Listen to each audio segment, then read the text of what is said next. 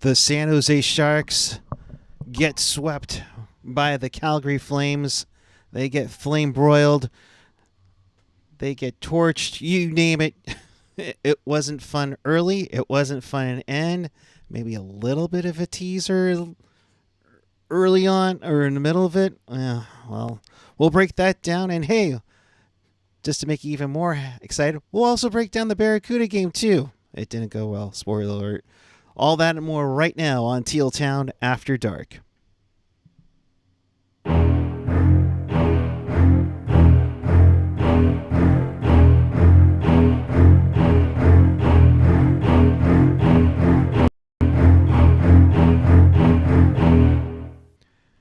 Happy holidays, everyone, from all of us here at Teal Town, USA. It is Tuesday night, December 20th, 2022. The Sharks lose a not-so-nail-biter 7-3 to the Calgary Flames. We welcome you to this edition of Teal Town After Dark, your live interactive Sharks post-game. We do this after every game still.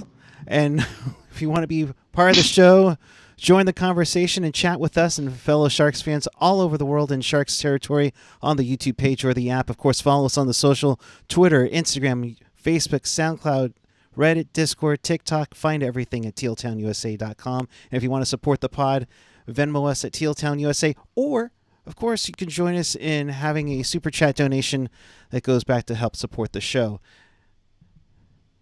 And we're not the only thing that needs support on this on this podcast. Ian Reid, good evening, bud. How you holding up? This team is fucking terrible. Wait, which one? Both of them. God. Fuck. Where to start? We'll start with the Sharks because that's why people are here. I mean, God. Yeah, they're both bad, and they should both feel bad. I mean, if they don't feel bad, holy hell, that's insane. I mean, you talk about getting ready. You talk about prepping. You talk about having that killer instinct. You're Sharks after all. And then you lay a dud 30 seconds in off of 2 turnovers. If I wanted turnovers, I'd ask Puckmom for an Pepperidge Farm apple turnover. You know, none of this crap. I mean, they did not show up. Yeah, I mean, some really bad play early on. Obviously, like leads to 2 goals in the back of the net. I mean, the Flames, their forecheck is just really good. Like, it's a very intense forecheck. And we saw it all through the game, but like right off the hop, yeah, like the Sharks didn't feel like starting on time, and it definitely bit them in the ass very quickly. I don't think there was a blue liner on this team that you could be happy with at this point. Like, I think the whole blue line was garbage, but I also don't think they got a lot of support from the forwards. You look at, especially early on in this game, when Calgary was just like, every time a Shark defender grabbed the puck, like there was a flame on them, and the forwards were not coming back to support. So your options are basically try not to, basically try and keep the puck on your stick and try to do something with it, even though you've got like a guy bearing down on you. Or you could turn it over by trying to pass it up to one of your forwards that's off in fucking never land, waiting for a stretch pass or something. Yeah. And that's going to get picked off because, again, the Calgary Flames come in waves. So you could skate it. You skate it into the corner behind your net and try and recover, or you could try and pass and it'll get picked off, or, like no matter what happens, because you're not getting any support, like your options are like slim to none. So, the Calgary Flames are all over you, and the Sharks didn't have an answer for it for a large portion of the game. And I think, we'll talk about how the Sharks got close in this game, but I don't think they had any business being in this game at any point. No, and it goes to show you, Calgary's had its struggles, and so has Markstrom all season this year. He hasn't been the Markstrom of last year where he was a Vezina candidate, but Calgary let them in this game because, I thought within the first 3 minutes, Calgary could have had at least 2 or 3 more goals. Yeah. I mean, it's just like, goodness gracious, it could have been really ugly. It could have been Cow Palace ugly Just again, you got to show up, gang. You got to give a damn. You got to give a damn. I don't think it's that they don't give it. Look, I just think that I don't know, whatever the plan is, whatever the game plan's supposed to be, just isn't working. Like, David Quinn comes on and he talks about things. I think after last game, the thing that I just mentioned about how the Sharks are, they don't support, the forwards aren't supporting the defensive enough. Like these things, like David Quinn says all the right things, but for some reason, like none of this shit's ever addressed. It seems like everything that David Quinn, like I think David Quinn has done a good job of very definitively outlining a lot of the issues that this team is having. But when it comes time for the X's and O's to translate to the ice, it doesn't happen. And that's painful to have. I mean, you can say everything you want in the media, but if the players aren't executing it to the plan, I mean, you're gonna get pooped on like you did. Yeah, and Calgary's like, I think Calgary's a better team than their record would indicate right now. And like the Sharks are just not a good team. Like, yeah, they put up some goals against Arizona and Anaheim. Bravo. Like, what do you know what I mean? Like, right. So you get this illusion of possibly things kind of coming together, right? And I don't know, man. Like, I don't know. This team's just bad, and we knew this team's bad. We know this team is bad. We know this team isn't good. When Nick Bonino is skating as your 1C, I mean, things have clearly gone off the rails. And when he was at times have Matt Nieto as a winger, that tells you the lack of depth that this team has. Oh yeah, like yikes. It's funny because like I've always joked about certain players and how like certain players, like the way that they're remembered, you would think like the Sharks were like a deck of like, a house of cards built on their back. Right. But in this case, I mean, like you lost a really big foundational piece in Tomas Hertl for 2 games. And look, I'm going to piss a lot of people off, but deserved. Absolutely deserved, unfortunately. I think it's deserved. So if you don't like it, I mean, you can go listen to Brody and Curtis tell you that it wasn't deserved. But I mean, and look at you'll come at me and say, oh yeah, well those guys said it wasn't deserved. Yeah, those guys like should wear fucking cheerleader uniforms in their little studio because that's all they do. So I mean, if that's your big takeaway is like, well, Ian, I don't think you're right because Brodus and Curtis clearly know better. Well, you're right, but give them some fucking pom poms too while they're spewing their bullshit. Now. Will I hear arguments I will hear arguments of like, nothing's consistent. I agree. Yeah, it's not consistent. Like, I think a play that Hertl made should get, that should be the when you 2-hand a guy in the head, injury or not, like that should be the starting point for discipline. Now, you can go and find me all kinds of clips where this wasn't like, okay, fine, agree. Yes. You want to see more consistency. I don't think that the Sharks, again, like if you want to hear that the Sharks, the NHL has it in so bad for the Sharks, you've got the wrong fucking host tonight. I'm sorry. Because you're never going to get that from me because I think all teams, think the same thing, that the league's out to fucking get them.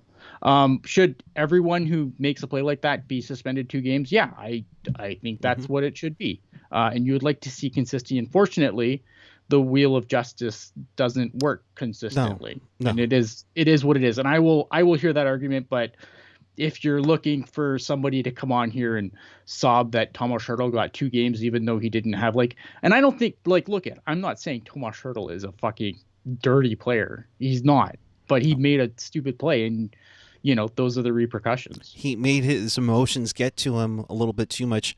After, let's be honest, Lindholm cross-checks him like 3 times. But you got to be careful with what you do because they always catch the retaliation. I mean, that's and then again, you can't retaliate by 2-handing a guy. Exactly. That's the thing is that you can't do that. And you're right. He deserves a suspension. I was thinking 1, he got 2. I think I can, think that should be where a suspension for that kind of play starts, regardless. I mean, and obviously history, it should ramp up, right? And Hertl didn't have history. Yeah. Again, like, if he got one game, like, I'm not gonna come on here and be like, I can't believe he only got one game for that, right? Like, I'd be fine either way, but I don't think this 2 games is this egregious offense that some people have made it out to be. And again, like I said, if you are, if your take is Brody and Brownie are right on this one, like, yeah, okay, it's fine. But I mean, those guys aren't exactly. No, I'll say it. Like, you will get more objectivity from slapnuts like us than you ever will on the Sharks broadcast. That's as I burn all our bridges. Well, that's where we tell it like it is. I mean, let's be honest here. If you want some sugarcoating, yeah, you can look somewhere else. But let's be honest. Go. There's plenty of places that fucking cheerlead this team. But go. Let's not let them all go. But I mean, I get your point, Ian. It's that you got to see it with, we'll talk about teal tinted glasses, but you're also going to tell it like it is, because let's be honest here. If he didn't get anything, I would be stunned. And tonight's game would have been a disaster, with a bunch of crap going on all around it. And now that being said, is Department Player Safety perfect? Absolutely not, because you can take a look at Shimmick, you can look at the Nieto hits. They can't figure out what they want to do. So that's the bullshit. I mean, the Department Player Safety sucks. I'm not arguing that, but like, I never judged. Like, I think if you start judging a play based on another play and then trying to like extrapolate from there, then you're playing the Department of Player Safety game. I can't approach it from that angle, and so I won't. And right. If that offends you, I apologize. No, but it shouldn't. It shouldn't. I mean, yes, of course we would love for them to win. They're not going to win this year, folks. No. I mean, it's becoming bad again.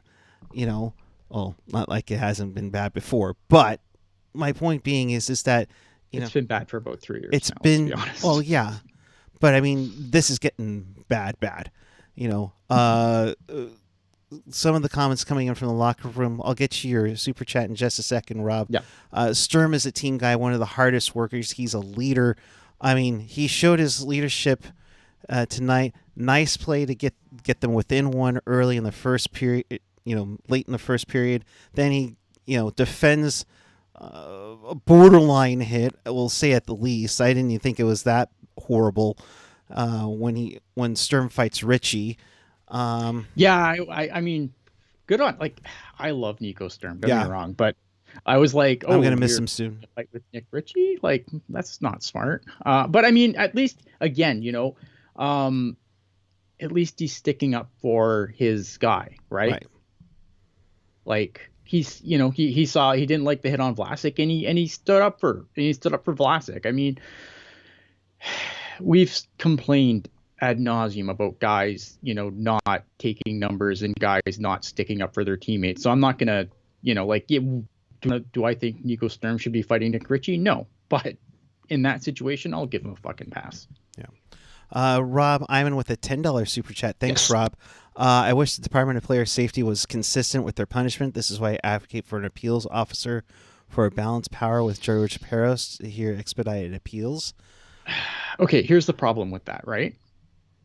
Here, the Department of Player Safety isn't something you can arbitrarily change. This is the whole Department of Player Safety, that whole process is in the CBA. So the players got the system that they bargained for. And it's until the next one comes up, that's what they're dealing with. And trust me when I say this, when they're not going to, this is a place where I don't think they're going to try and get concessions, because they're not going to want to give up what they would need to give up in order to change this process. Right. And again, here's the other problem with that too, right? The players themselves, they're like, yeah, I want to be protected, but I don't want to lose a bunch of money if I get suspended for X games, right? Like, they have the system they negotiated for. They have, like, it's collectively bargained. There's no changing the system. So while I can certainly appreciate Rob's perspective, it's not feasible. There's no way to change it until the CBA comes up. And I'm telling you, like, there's two things that the players generally give up concessions on, like give up quickly, and it's player discipline and entry level contracts. Those are the first two things that get thrown away in collective bargaining. There you have it from Mr. Reid. Yeah, I mean, I digress. I mean, that's done. Let's move on. You know, losing Luke Kuhnen, another guy that obviously, that I think I haven't been a big Luke Kuhnen guy, but yeah, I don't know. I mean, again, it's like, who do you replace him with, right? And it just seems like it's just guy after guy. Yeah, and it is a guy factory, as you've put it in the past. I mean, you're either getting these guys, or you're bringing up the kids, like you were doing last year with like Scott Reedy. You're not doing kids. Well, you know, I mean, look, if there was ever an opportunity to bring up the kids, like it was tonight. Hertl goes down, Kuhnen's out for the year. Like, Hertl's out, Hertl's suspended, Kuhnen's out for the year. Like, and how do the Sharks respond? They call up CJ Cease again and then throw him in the press box within a day. I mean, he was sent back down yesterday. Like, if there was ever a time to like put a guy like Bordeleau in the lineup, this was it. Yeah. Tonight was the night.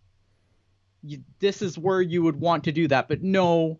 The San Jose Sharks want first line fucking Nick Bonino.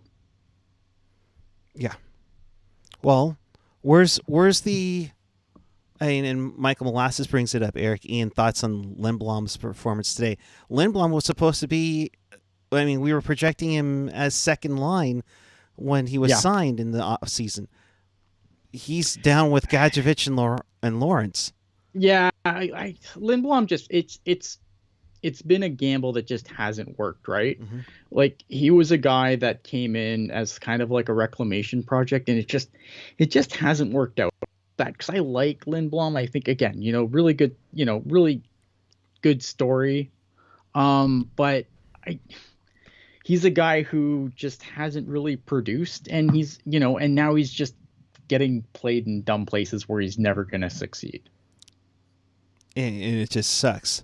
And, we've already seen a couple of people, mentioning Bordeleau should have started the year in San Jose, who is consistent. Bordeleau, and we'll get to Bordeleau in a bit. But, this is where the type of the year and the type of these games where the offense reigns supreme. And let's be honest here, people. If you're calling up CJ Cease, you're not calling up Eklund, Bordeleau, heck, even Tristan Robbins or Daniil Gushchin.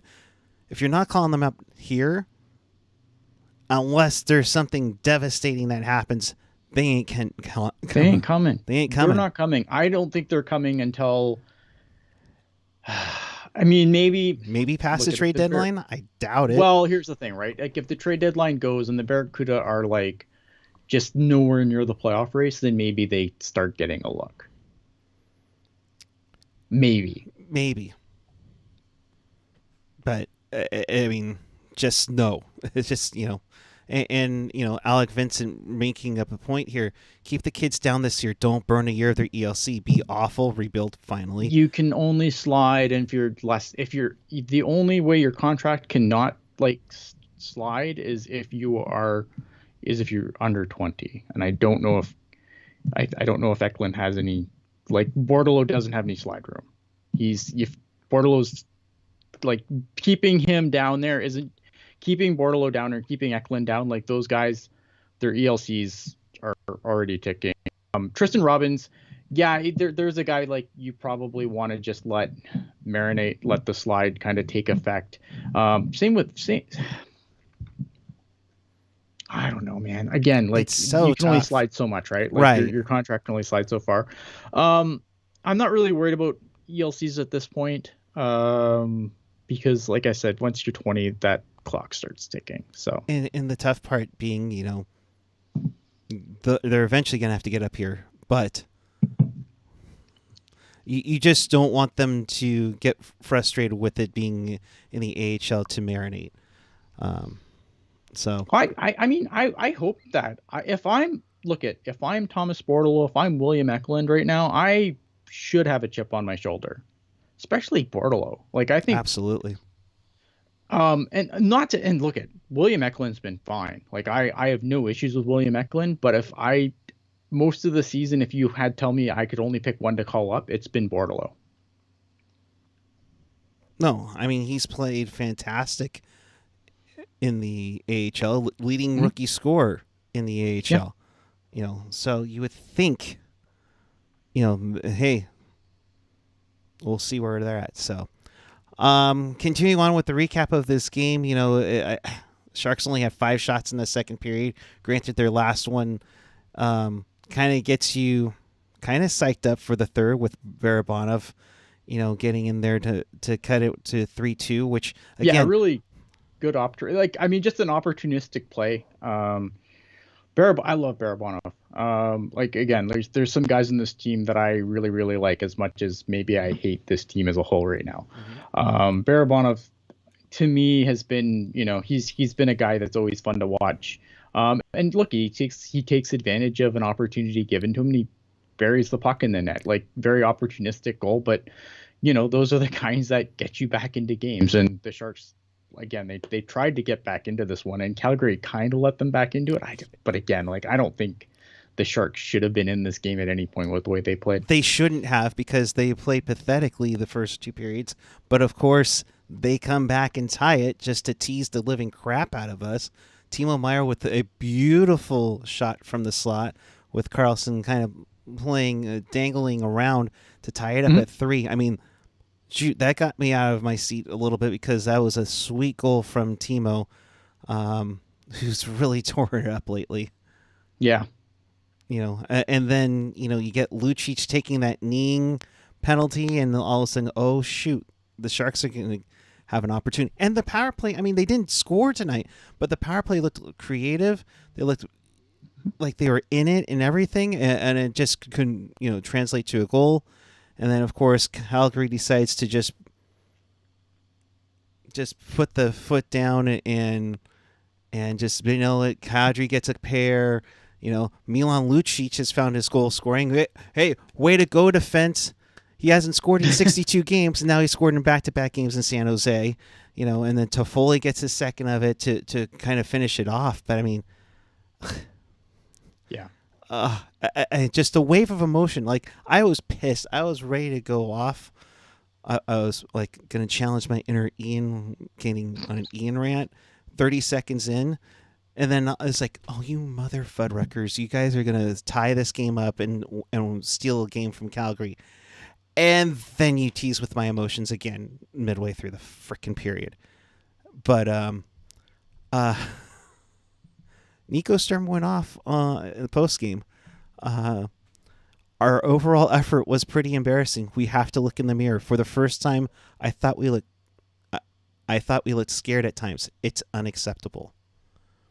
Yeah, I mean, I would not disagree. I obviously, like, I watched as much of this game as I could, but I was watching 2 games at the same time. So, but I don't think, like, again, anytime where I had my eye on the Sharks game, like, yeah, I don't think I think they let Calgary completely dictate the play for a lot of this game, Yep. at least a lot of the parts that I watched. And if you let the other team dictate the game to you, then chances are you're going to lose. And again, like the Sharks did, like you said, they got back in it, but they didn't deserve to be in this game at any point. No. I'm just going to repeat that. No, but it's a solid point, Ian, because they weren't ready to go 30 seconds in. No. I mean, you let them. You only, go 14 shots through the first 40 minutes. you're turning the puck over like crazy. You had nothing going for you. Sturm went on to say it was the fear of the next mistake, and you can't play hockey like that. Especially being at home, being down 2-0 after 30 seconds, you don't have any confidence. Guys are scared to make that next mistake. Yeah. Yeah. I agree. And again, they not only were they afraid to make mistakes, but they didn't support each other, so that when you don't support, if you don't support guys when you're playing your system, then obviously the only thing you're going to do is make mistakes, because there's nobody if you have nowhere to put the puck other than to the other team, or wait for the other team to take the puck off of you, obviously you're going to be afraid to make mistakes, because mistakes are the only fucking play you have. Right. I mean, let's be honest. We've heard demoralizing, embarrassed, scared. The team's psyche, is absolute crap right now. And but it just hasn't James been. Reimer Since was the only reason that won. they were in this game for as long as they were. And James Reimer can't wait for James Reimer to bail us out every game. I don't know. It's not a recipe for success. I love James Reimer, don't get me wrong, right. But what are we doing? What are we doing if all we're doing is just waiting for James Reimer to bail them out, to try and keep it close so you can score some opportunistic goals? It's not a way to win hockey games. And at the end of the day, it's fine. Yeah. Because we don't want them to win hockey games, but I don't know. We want them to win, but at the same time, maybe we shouldn't want them to win. We want them to be entertaining. Yeah. Right. And tonight, I don't think tonight was an overly entertaining game. No. Tonight was a frustrating game. Yes. Yeah. Michael Molasses saying, I am surprised no one said they shot themselves in the foot in this game. Well, they're not that cliche. Let's be honest here. They've said that a lot this year. I mean, but they have. I think maybe is there a foot the left? quota's been reached, right? Maybe they've got the cliche board in the back there, because they're obviously not drawing any X's and O's. So they got the cliche board. It's oh God, we used shot in the foot a lot. What other crappy cliche can we use? Damn it! Where's the second thesaurus book in here? Where can we? Right. Yeah. Where's the second hockey cliche book can we use? Oh God, yeah. That wasn't fun. So Sharks lose 7-3. Kadri has 24 points in 25 games against the Sharks. As we mentioned before, Hertl's out for 2 games because of the high stick on Sunday. Cunnin got hurt in the Arizona game last Tuesday. I think it was his first shift, and he's done for the year. He had season-ending knee surgery. So ACL. Which, I mean, I'm again another guy who I don't think has really brought anything, and I think it's another reclamation project, or another a guy that Greer brought in. Again, I said a few shows ago, I'm not gonna say Mike Greer's the worst GM in the league, but I'm all of his early moves have so far not been good. The early results on Mike Greer are not good. And I'm not gonna be here oh my God, we need to fire Mike Greer tomorrow and blah blah blah. No, but I think you can say that this has been it's unfortunate, for sure. It's unfortunate. I mean, you don't want a guy to get hurt, but if it's a few less trips to the penalty box for the Sharks, maybe that's a net positive. They definitely have not been listening to Zach Croft for staying out of the penalty box. I guess that means that freaking Kevin LeBanc will replace him as the guy who goes to the box too much. Michael Lasses. Yeah, hey, Ian, never LeBanc's fault. He just takes between men. No, that's true. Let's do the super chat. Yeah, Zachary Strauss, thank you so much. $10 super chat absolutely. from you. What are your guys' thoughts on Strauss, man, and his season full of freaking flyer miles? I think he deserves more of a shot on the Kuhre. I mean, it's just that the Kuhre and the Sharks are filled with goaltenders right now, wouldn't you say? Yeah. So here's my take. I think that I really like Strauss-Mann so far. I think Mäkiniemi, up until his call-up, I think had really definitely earned his playing time. Like, Mäkiniemi seems to have gotten the bulk of the playing time, and he's earned it, in my opinion. And then he got called up, and then he went back down, and nothing's really worked for them since. Aaron Dell being the veteran guy there, you expected him to get a decent number of starts. You have three really good goalies, unfortunately. And, I like Strauss-Mann. I think Strauss-Mann, I agree. Strauss-Mann should absolutely get a better shake of playing time down there, I think. Especially now, because, I don't think Aaron Dell's been particularly good either of late.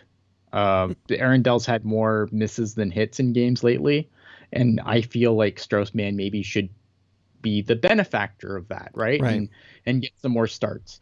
I've heard a lot of ideas as to why Strauss-Mann is kind of the odd guy out. He has the least experience of the three goalies, is what I lean to. But I've heard others say that, others have brought up the fact that Eetu Mäkiniemi is the guy that Mike Grier brought in, and Strauss-Mann is the guy that Doug Wilson Jr. brought in. Is there anything?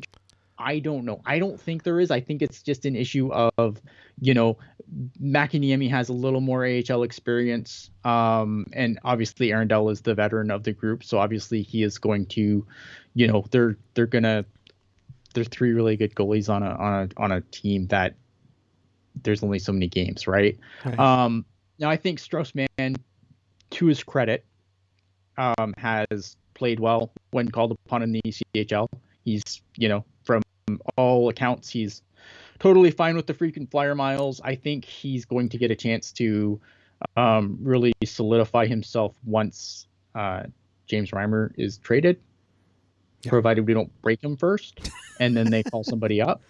I think he will get the benefit there.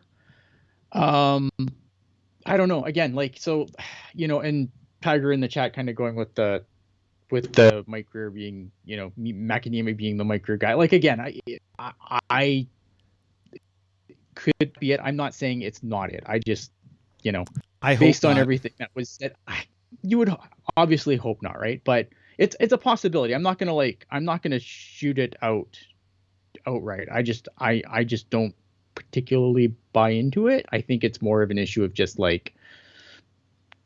this team's weird obsession with veteran players. And I think just having an NHL experience netminder in the AHL, and when that trade does happen with Reimer, and like I said, as long as we don't break him, right? You have a NHL caliber goaltender to come up to be with Kaapo Kähkönen, but Dell needs time in there as well. And it's just a matter of, when somebody is available, then he'll get the call up. But I mean, looking at his numbers, 4-1-1 with a .924 save percentage in Wichita, he's been good. Yeah, he's been good, and he's been good. I think he's been good when called on for the Barracuda too.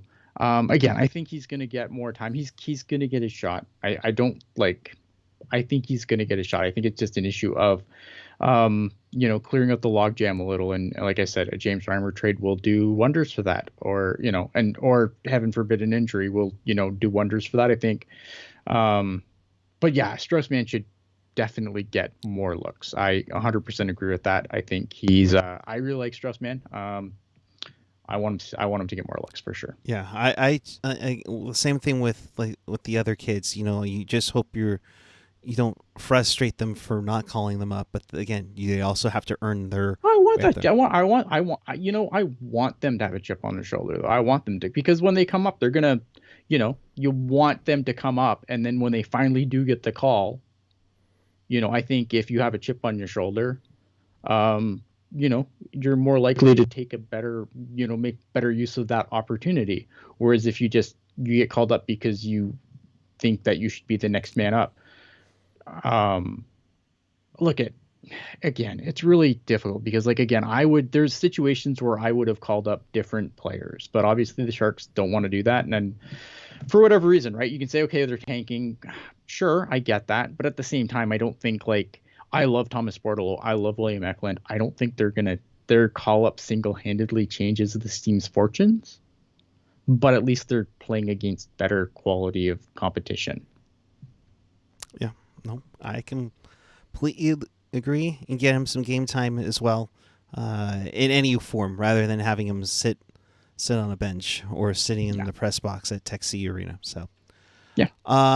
Speaking of Tech C Arena, the team that plays there, the home team, played tonight, and oh boy. Ooh, Barracuda!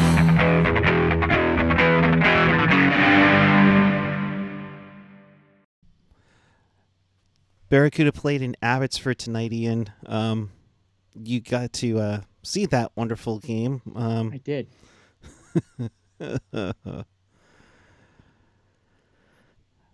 6-2 the final. 6-2 the final. It's funny because if you watch the Sharks game tonight, the Barracuda game was very similar. So it's going to be really easy to recap. The Barracuda kind of got dominated most of the night by a much better Canucks team. Barracuda finally got getting some reinforcements back on the blue line. Nick Cechek obviously sent down, played with Ryan Merkley tonight, and Knyzev re-entered the lineup after that brutal fucking thuggery by Boko from the Roadrunners. Mm-hmm. Look at the Barracuda. You want to talk about a team that doesn't start on time? It's the Barracuda. The Barracuda. Their first periods have been absolutely putrid of late. I think tonight was the 13th game in a row where they allowed the first goal. Oh, God. And usually the Barracuda kind of get better as they go on, as the game goes on. And tonight they kind of did. Like, they got off to a good start in the second period. Agazino scored a goal. Nice William Eklund assist. But the other thing the Barracuda also love to do is they love to sit in the penalty box. And at the start of the season, it was fine because the Barracuda penalty kill was among the best in the league. That has completely fallen to the wayside. So I thought the Barracuda started the second period well enough. They get a goal. They look like they're going to be back in it. And then immediately they take a stupid penalty. And then they get scored on, I think, twice. And then the whole game, and then the rest of the game is just downhill from there. The Barracuda, the penalties are a huge concern. The discipline just isn't there, and they don't start on time. And I think at this point in the season, like, again, I'm not here to fire coaches because I think, again, it's John McCarthy's first season behind the bench, but I would be curious to hear John McCarthy's take on the Barracuda at this point, like on why they just can't seem to start on time, on why they are so undisciplined. Because it's like, the Barracuda have enough going against them. I mean, for the last few games, half of their blue line was on PTOs. Like, there's definitely excuses you can make for this team, but to borrow something off the Sharks cliche board that's already, filled up for the year, but I haven't filled it up. Like, this is a team that shoots itself in the foot so often. And again, like, when you stop being able to kill penalties, you can't take as many penalties as the Barracuda take. And, and it's starting to, I think the goaltending hasn't been great. I don't think Mäkiniemi's been particularly great since he's come back down. I don't know what the story there is. Again, defense being what it was, awful.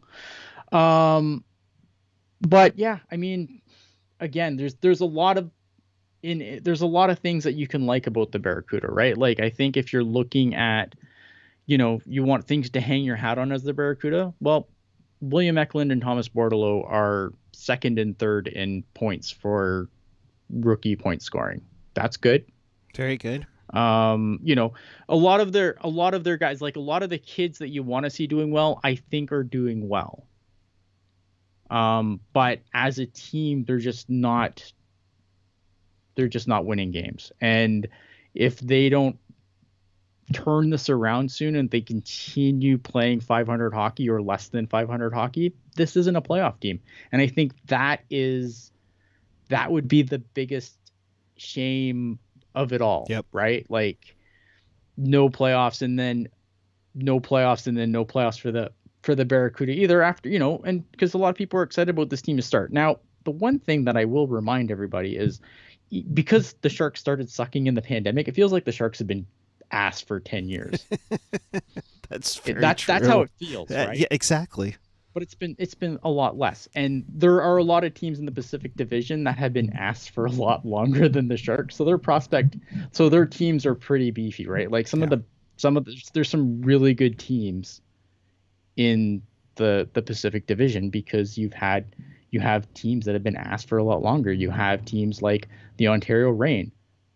Again, like this is a team that's been asked for a lot longer than the Sharks and has established decent amount of, like a decent amount of prospects in these systems, which is why I've always kind of come on here and I've always laughed when people are like, oh, the Sharks, the Sharks prospect pool's in the middle of the pack. No, man, they're in the bottom third because their rebuild just started. That's the reality, in my opinion, anyway. Yeah, it's just. I think we had visions of them making Calder Cup runs, considering the amount of people they've had, but they've dealt with injuries. They've dealt with call-ups. I think the Calder Cup run. I think the Calder, like this team's gonna win the AHL. I've always thought those talks were a little much, but I thought like they should be a playoff team. Yeah. So, as Ian said, they lost 6-2 to the Abbotsford Canucks. They play them again on Wednesday. Is it tomorrow? I thought it was Thursday. No, maybe it's Wednesday. I'm sorry. It is tomorrow. I'll be damned. Yeah. Okay. Yeah. I said Thursday on Twitter. I lied. I'm sorry. It's okay.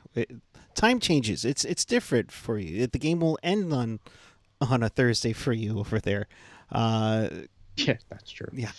Kuhre at 13-14-01, 7th in the 10-team Pacific Division. So again, yeah, it's not good. Like it's not good. No, it's not good. And again, like I said, there are some excuses there. Again, it's hard to play with half your blue line being PTO guys, and then like the blue liners that, it's like Ryan Merkley, and then it's a pretty significant drop off to everyone else playing on that blue line, right? Like, so you have PTO guys, and then you have some guys who like Onyebuchi, for example, who I think is, he's right above PTO guy, in my opinion. So they'll play again on Wednesday in Abbotsford, and then they'll get their holiday break off and be back on the 27th. I believe it's what you didn't get for the holidays night. So that'll be an interesting one back at Tech CU Arena on the 27th. So there's that. So San Jose gets outscored a total of 13-5 in these two games between the Sharks and the Kuhre. For the Sharks, they get the Minnesota Wild on Thursday to finish their pre-holiday portion of their schedule. Minnesota coming in with what their last gasp before they deal with the buyouts from hell. They're kind of already in that mess right now. Like that's already started. I think I'd have to look at their thing, but they're in trouble. Yeah, the Minnesota. They're holding down the third spot in the Central. Minnesota's actually surprised me this year. They've been better than I thought they would be. Right. I didn't expect them to be as far up the standings as they are. Well, we expected St. Louis to come out, and then they had that rough one. St. Louis has been a really weird team this year. I thought St. Louis was going to be better. Colorado's had some injury problems, but I don't think anyone expected Colorado to be this as not good as they've been as well. Both wildcard teams, Colorado and Edmonton, considering how McDavid and Draisaitl are lighting it up still, and But I know their Yeah, but goaltending's Jack been rough. Campbell's their goalie. Yeah, I was gonna say, Campbell's been struggling coming over. I mean, they just re-signed Skinner the other day, if I'm not mistaken. Like, Yeah, oh they boy. extended him. So, and the Kraken are hanging in there. They had a big win, tonight against. Oh crap! I forgot who they played, but shoot. I know it's not a wraparound, so that's why. It's St. Louis. St. Louis. There you go. 5-2 there. One more thing we can talk about before we get out of here: the linesman in Toronto, and the tie that he has with the Barracuda. I did not know this until somebody tweeted this out on the Teal Town Twitter. But that was Dan Kelly. I guess he played in the Cuda's second season, and he pretty much threw Michael Bunting off the ice near the end of the second period tonight. Yeah. I have to watch it. I mean, obviously the short clip that I saw of it, like, you obviously wonder what happened before that, because it definitely seemed a little aggressive on the aggressive side. I don't know. It's interesting, right? Because obviously, like, the NHL, to their benefit or fault, depending on how you want to look at it, really, they don't like the refs being the story ever, right? Like, there's a reason why. This is why, like, the refs don't have nameplates on their jerseys, with the exception of Wes McCauley and right? Kerry Fraser. And that's why, right? 'Cause Right. they don't want the referees to ever be the story. So I'm sure there will probably be a talking to Mr. Kelly, but I don't think there won't be any. We'll never hear anything of it. It'll be all hush hush behind closed doors. Yeah, but just an interesting tidbit and side note to that. Yeah, a little teeny bit aggressive. Oh, fun. Jerry, hey, I hope you had fun at the game, even though it was a loss. But thanks for the Venmo donation as well. Appreciate it. So thank you to everyone who's been participating here. But in case you missed anything, you want to watch this again, check us out on tealtownusa.com or your favorite podcatcher. Whether it's Apple, Google, YouTube, SoundCloud, Spotify, TuneIn, iHeart, Odyssey. Of course, if you're on our YouTube channel right now, come on, let's get those thumbs up.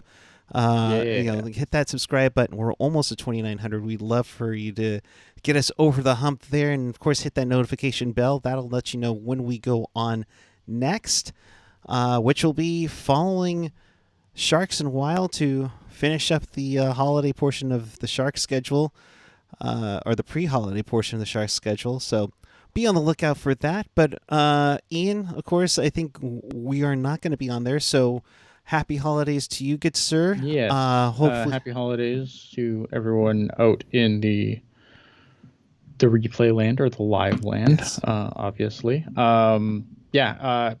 Again, hopefully we can all have a glorious new year where the Sharks completely tank and get in the new year and get in the new year festive spirit of good draft picks and all that. Please. I would love to get a Bedard hopefully jersey. the Barracuda, can pick up some wins and, make it so that we have something to talk about during the playoffs before the draft, obviously. Obviously. That'd be really nice to do that. So he's at Ian Blogs Hockey. I'm at PuckGuy14 on the Twitter and the Instagram. We'll be back with you on Thursday following Sharks and Wild. And appreciate each and every one of you. Have a great holiday. Yes, because I believe a safe and happy holiday. Yes, we want to see you back here after the holidays are done, when we talk about more Sharks action. Yay! But appreciate each and every one of you, and I saw the likes for the tree. Appreciate that. So until Thursday night, keep it real, keep it teal, keep it real teal. Have a great night, everyone. Happy holidays, and we'll see you on Thursday after the Sharks take on the Wild. Good night, everyone.